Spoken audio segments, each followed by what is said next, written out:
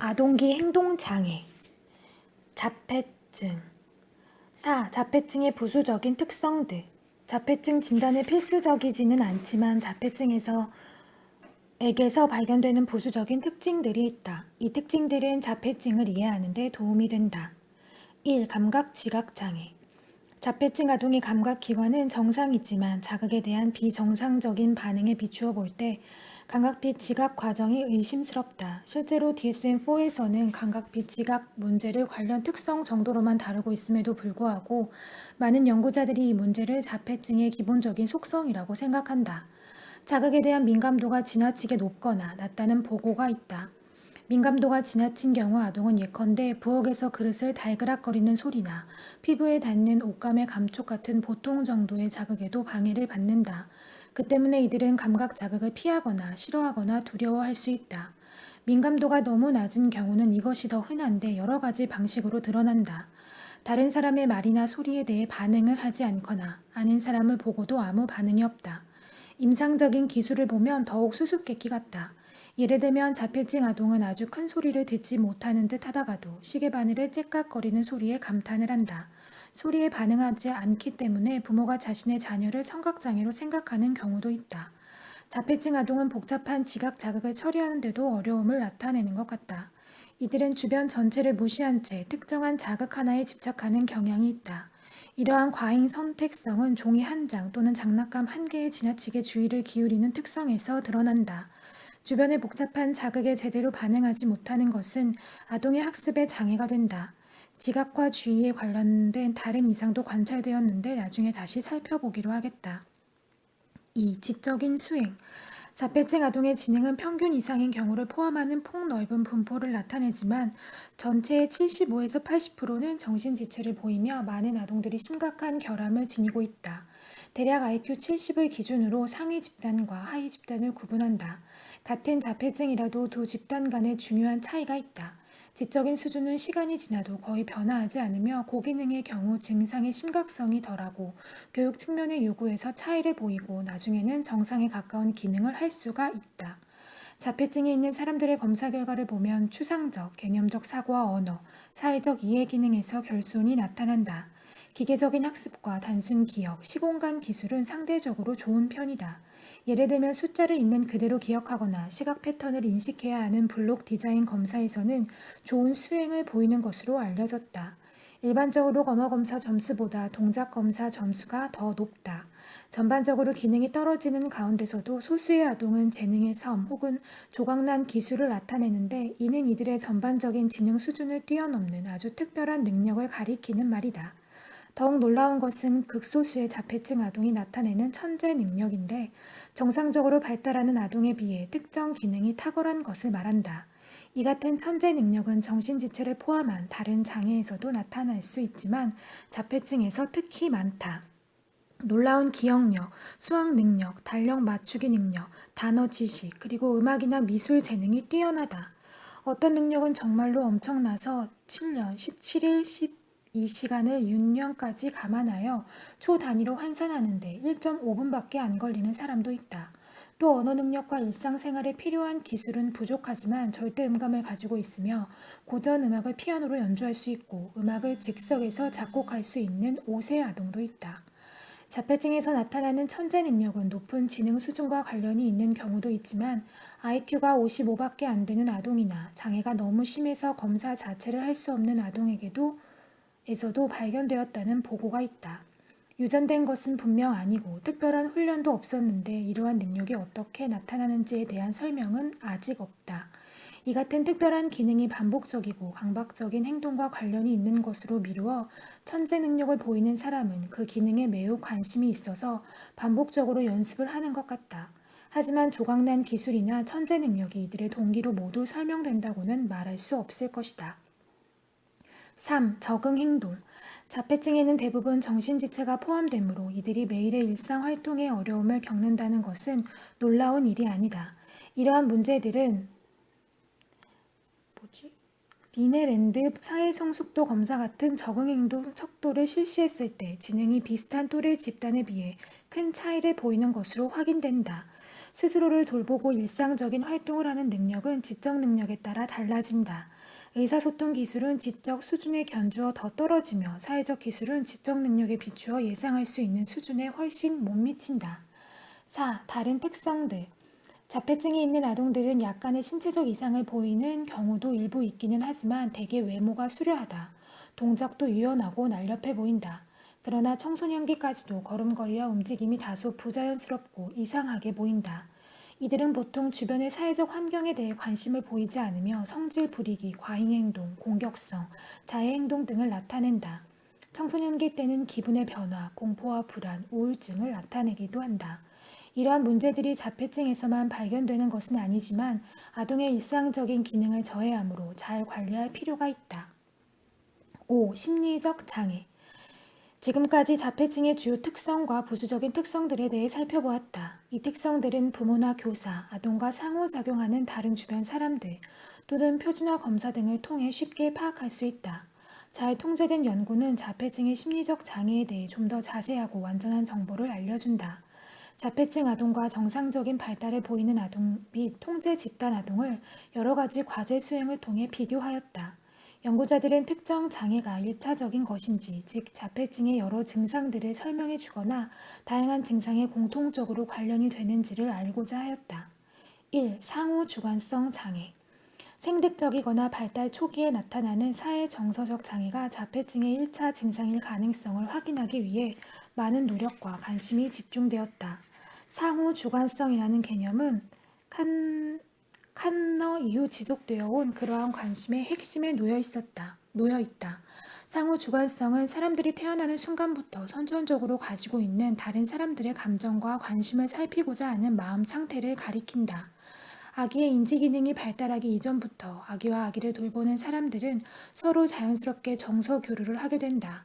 따라서 상호 주관성이 손상되면 사회적 정보 처리와 사회적 행동, 의사소통, 사고 등이 두루 영향을 받을 수 있다. 그러므로 상호 주관성은 여러 가지 자폐 증상을 설명할 수 있는 요인이라고 하겠다. 앞에서 보았듯이 나중에 자폐증 진단을 받게 되는 아주 어린 아동들은 상호적인 사회 정서적 관계가 손상되어 있다. 연구 결과들도 사람의 얼굴과 정서 표현에 대한 처리에 문제가 있다는 것을 보고하였다. 자폐증에 있는 아동은 사람의 얼굴을 잘 재인하지 못하며 얼굴보다 물체를 더 잘 기억하고 행복이나 슬픔 같은 기본적인 얼굴 표정을 인식하는 데 문제가 있다. 전반적인 연구 결과들을 보면 사회 정서적 자극에 대한 반응과 재인, 이해, 기억이 두루 손상되어 있는 듯하다. 일부 연구자들은 자폐증 아동이 겪는 이러한 어려움이 곧 사회 정서적 기능 장애의 증거라고 본다. 자폐증 아동에게서 발견되는 뇌의 이상도 그 같은 해석을 지지한다. 그렇지만 자폐증의 사회 정서적 문제가 인지장애로 인해 발생하는 2차적인 결함이라고 생각하는 연구자들도 많으며 이들은 인지장애가 자폐 증상을 더 잘 설명해 준다고 여긴다. 실제 연구에서 더 많은 주목을 받은 것도 인지장애이다. 2. 사회 인지 기능의 장애, 신맹. 자폐증은 사회적인 세계에 대한 심적 표상을 형성하거나 정신적으로 생각하는 능력의 결여에서 비롯되었다는 가설에 대해 많은 사람들이 관심을 보였다. 마음이론에 대한 연구가 활발하게 수행되었는데 마음이론이란 자기 자신과 다른 사람들의 마음 상태에 대해 추론하는 능력을 말한다. 마음 이론을 가지고 있다는 것은 소망, 의도, 믿음, 느낌 같은 마음 상태가 존재하며 이러한 마음 상태가 행동으로 연결된다는 것을 이해한다는 의미이다. 예컨대 우리가 어떤 상황에 처한 한 사람을 보았다면 우리는 그 사람의 마음 속에 그 사람이 처한 상황에 대한 정보와 어떤 믿음, 그 상황에 대한 정서적 반응 등이 들어있을 것이라고 가정하고 이러한 마음속의 것들이 그 사람의 행동을 결정하는 데 영향을 미칠 것이라고 생각한다. 마음이론은 다른 사람들과 상호작용할 때 길잡이가 되는 다른 사람의 마음을 읽는 능력이라고 생각할 수도 있다. 만일 어떤 사람이 정말 슬퍼하고 있다고 생각한다면 그 사람에게 친절하게 대하겠지만 슬픈 척하고 있다고 생각한다면 별로 친절하게 대하지 않을 것이다. 마음이론은 서서히 발달하는 것으로 여겨진다. 3, 4세 사이의 아동은 1차적인 능력을 가지고 있어서 다른 사람들의 속마음 상태를 이해할 수 있다. 6세가 되면 2차적인 능력을 획득한다. 이들은 다른 사람이 또 다른 사람에 대해 어떻게 생각하는가를 생각할 수 있다. 마음이로는 여러 가지 과제를 사용하여 평가할 수 있다. 다른 사람이 잘못된 믿음을 가질 수 있다는 사실을 이해하는가를 검사하는 방법을 예로 들어보자. 셸리안 검사에서는 아동에게 셸리가 바구니에 구슬을 넣어둔 다음 밖으로 나갔다는 이야기를 들려준다. 셀리, 셀리가 나간 뒤 앤이 들어와서 구슬을 다른 상자로 옮겨 담았고 그 뒤에 셀리가 돌아왔다. 이 이야기를 들은 아동에게 주어지는 질문은 셀리가 어디에 구슬을 찾아보겠냐는 것이다. 셀리는 자신이 넣어둔 바구니 안에 구슬이 들어있을 것이라는 잘못된 믿음에 따라 행동을 하게 될 것이다. 아동은 셀리의 마음 상태를 정확히 파악해야 한다. 이것이 1차 과제인데 이를 일부 수정하면 2차적인 능력을 평가하는 과제가 된다. 2차 과제의 이야기에서는 셀리가 방을 나간 다음 앤이 구슬을 옮기는 것을 몰래 들여다본다. 아동에게 하는 질문은 앤은 셀리가 구슬을 찾기 위해 어디를 찾아볼 것이라고 생각할까?이다. 아동은 앤이 셀리가 어떻게 생각할 것이라고 생각하는지를 제대로 읽어야만 한다. 대부분의 자폐증 아동이 1차 과제를 제대로 수행하지 못하며 2차 과제를 잘 못하는 아동은 더 많다. 자폐증 아동 가운데 일부는 2차 과제를 통과하기도 하므로 더 어려운 과제가 만들어졌다. 그중 하나를 예로 들면 자폐증 아동에게 A라는 사람이 실수로 어떤 말을 하는 짧은 이야기를 들려주는데 그 말은 B라는 사람에게 나쁜 영향을 줄 수도 있는 내용이다.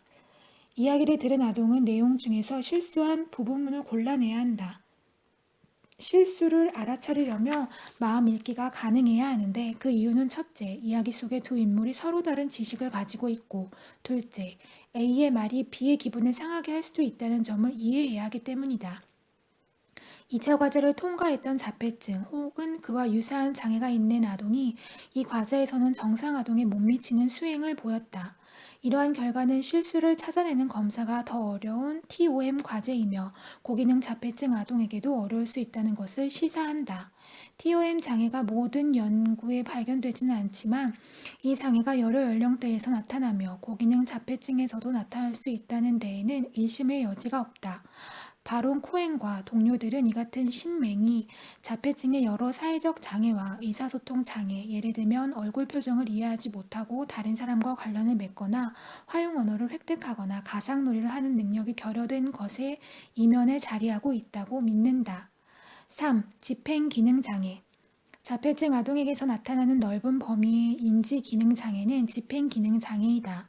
자폐증이 있는 아동이나 성인은 통제 집단에 비해 집행기능 과제 수행이 떨어진다. 이러한 발견을 바탕으로 집행기능장애가 자폐증 증상의 기저를 이룰지도 모른다는 의견이 제시되었다. 그러나 집행기능은 여러 가지 요소를 포함하고 있기 때문에 집행기능이 떨어진다는 결과를 해석하기는 쉽지 않다. 게다가 어떤 과제를 사용하느냐에 따라 집행기능 장애가 나타나지 않는 경우도 있기 때문에 집행기능 장애의 정확한 성격에 대한 의문이 제기되었다. 집행기능 저하가 다른 장애에서도 발견된다는 것도 문제가 된다. 오조노프와 젠센은 정상아동과 자폐증 아동, ADHD, 뚜렛 증후 아동을 세 가지 종류의 집행기능 장애를 통해 비교하였다. 그 결과 각 집단마다 집행기능 장애의 성격이 다르게 나타났다. 자폐증 아동은 위스콘시 카드 분류 검사와 하노이 탑 과제에서 수행이 크게 떨어졌지만 억제 능력을 검사하는 스투룹 과제에서는 그렇지 않았다. 자폐증이 있는 사람들은 사고의 유연성, 즉 전략을 바꾸고 미리 계획하는 능력을 요구하는 위스콘신 카드 분류 검사와 하노이 탑 과제를 잘 못한다는 사실은 여러 차례 발견된 적이 있었다. 이것으로 미루어 볼 때 자폐증은 한 자극으로부터 주의를 돌리는 능력, 새로운 규칙이나 상태로 전환하는 능력, 미리 계획하는 능력 등이 결여된 것으로 여겨진다. 4. 빈약한 중앙 통합 능력. 나무인가 숲인가? 정상적인 인지 과정에서는 조각난 정보들을 함께 엮어서 전체적인 의미를 이끌어내기 위해 맥락을 활용한다. 중앙 통합이라고 부르는 이러한 성향은 일반 모집단에서도 다양한 정도의 차이를 나타낸다. 프리스와 해퍼는 시지각 과제 수행 결과를 근거로 자폐증을 보이는 사람들은 이 능력이 부족하다고 주장하였다. 즉 이들은 정보를 전체로 통합하기보다 자극의 각 부분들에만 초점을 맞추는 경향이 있다는 것이다. 옛말을 빌자면 이들은 숲보다 나무를 본다. 많은 지각과제 수행 결과를 이 가설로 설명할 수 있다. 예를 들어 큰 그림 속에 감추어져 있는 자극 형태를 인식해야 하는 숨은 그림 과제에서는 보통 자폐증 아동이 정상 아동보다 더 좋은 수행을 나타낸다. 쉐와 프리스는 윅슬러 지능검사 가운데 블록 맞추기 과제에서 자폐증 아동이 놀라울 정도로 뛰어난 수행을 보인다는 것을 발견하였다. 다른 IQ 검사에 비해 이 검사를 월등히 잘할 뿐만 아니라 정상 아동 집단이나 정신지체 아동 집단보다 더 우수한 수행을 보인 것이다. 자폐증 아동은 블럭의 구성을 조각으로 나누어 보는 능력이 뛰어나므로 이 과제를 잘 수행하였을 것으로 해석된다. 중앙통합 능력이 빈약하다는 가설은 전체 맥락을 고려하는 것이 중요한 읽기 과제에도 적용되었다. 예를 들어 영어 단어 tear의 정확한 발음은 맥락에 의해 결정되는데 there is a tear in the her eyes와 there is a tear in her dress에서 발음이 서로 달라진다. 올바른 발음을 못한다는 사실로 미루어 자폐증이 있는 사람들은 문장에서 전체적인 의미를 파악하는 데 어려움이 있는 것 같다. 이러한 결과들은 자폐증이 있는 사람의 정보 처리가 정상인에 비해 통합적, 전체적인 측면에서 약한 반면 분석적인 측면에서는 강하며 그 때문에 일부 과제에서는 아주 뛰어난 수행을 보일 수 있지만 다른 과제에서는 아주 낮은 수행을 보일 수도 있다는 것을 말해준다. 이 연구는 자폐증의 일부 인지 기능에서 뛰어난 점을 설명해 준다는 점에서 흥미롭다. 그러나 빈약한 중앙 통합 능력 이외의 가설도 이러한 연구 결과를 설명할 수 있기 때문에 이 문제에 대한 후속 연구가 필요하다. 5. 자폐증의 기본이 되는 인지 장애가 있는가? 앞에서 간략히 살펴본 연구들은 모두 세 가지 인지 기능 장애 중 어떤 것이 자폐증의 증상을 설명할 수 있는가 하는 문제를 다루고 있다. 사실 세 가지 장애가 각각 더 잘 설명할 수 있는 증상들이 있으며 어떠한 한 가지 장애도 자폐증의 모든 증상을 설명하지는 못한다. 마음이론 장애는 자폐증의 사회적 기능 손상과 화용 언어 문제를 잘 설명해 주지만 상동적 행동과 제한된 관심, 단편적인 기술 같은 현상은 설명하지 못한다. 반면에 집행기능 장애와 빈약한 중앙 통합 능력은 사회적 기능 손상을 잘 설명하지 못하는 대신 다른 증상을 더 잘 설명한다. 앞에서 말한 인지적 장애가 광범위하게 나타나기는 해도 모든 자폐증에서 발견되는지는 사실 의문이다. 이 기능성 인지적 장애가 중요하기는 하지만 자폐증의 근본적인 증상은 아니라는 것을 시사한다. 뿐만 아니라 자폐증에서만 인지적 장애가 나타나는 것도 아니어서 인지적 장애가 자폐증의 증상을 설명한다는 가설에 대해서도 의문을 제기할 수 있다. 어떤 한 가지 심리학 사회적 손상이 자폐증의 모든 증상의 기초가 될 가능성은 적어 보인다. 그보다는 각각의 기능 손상이 각기 다른 자폐증 증상을 설명할 가능성이 더 크다. 자폐증의 다양한 증상을 설명하는데 이러한 가능성이 도움이 될 수 있을 것이다. 구체적으로 어떤 증상 혹은 증상들이 나타나는가에 따라 임상적인 상태가 달라질 수 있다. 다양한 장애들이 서로 상호작용해서 자폐증 증상이 나타날 수도 있고 아직 발견되지 않은 장애도 있을 수 있다. 이 분야의 복잡한 연구 주제들에 대해 여기서 판정을 내릴 수는 없다는 점을 분명히 해둘 필요가 있다. 한 가지 중요한 주제는 특정 장애를 평가하기 위해 사용된 과제들이 예컨대 집행 기능 같은 다른 장애도 평가해 줄 수 있는지, 빈약한 중앙 통합 기능이 마음이론 검사에도 영향을 미칠 수 있는지 하는 문제이다. 인지 장애들이 아직 밝혀지지 않은 방식으로 서로 연결되어 있을 가능성도 있다. 예를 들면 마음 이론과 빈약한 중앙 통합 기능이 함께 나타난다는 증거가 있다. 많은 연구들이 고기능 자폐증을 대상으로 이루어졌다는 점도 고려해야 한다. 자폐증에서 나타나는 특별한 능력과 인지 장애에 대해 이전에 비하면 훨씬 많은 것들을 알게 되었지만 아직도 알아야 할 것들이 많이 남아 있다.